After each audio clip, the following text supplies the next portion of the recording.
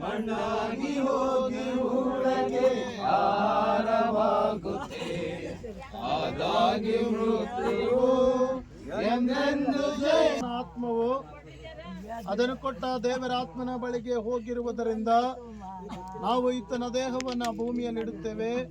ಇದು ಮಣ್ಣು ಮಣ್ಣಿಗೆ ಸೇರಲಿ, ಇದು ಬೂದಿ ಬೂದಿಗೆ ಸೇರಲಿ, ಇದು ಧೂಳು ಧೂಳಿಗೆ ಸೇರಲಿ.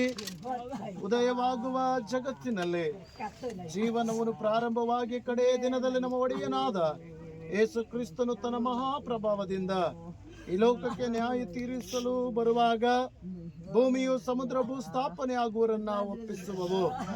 ಆಗ ಎಲ್ಲವನ್ನ ತನಗೆ ಅಧೀನ ಮಾಡಿಕೊಳ್ಳಲಾಗುವ ಮಹಾಪರಾಕ್ರಮದ ಆತನಲ್ಲಿ ನಿದ್ರೆ ಹೋಗುವರ ಲಯವಾಗುವ ದೇಹಗಳು ತನ್ನ ಮಹಿಮಾ ಸ್ವರೂಪಿ ನಿನ್ನಲ್ಲಿ ಬದುಕು ನಿನ್ನ ಸೇವಕರು ಈ ಭೂಮಿ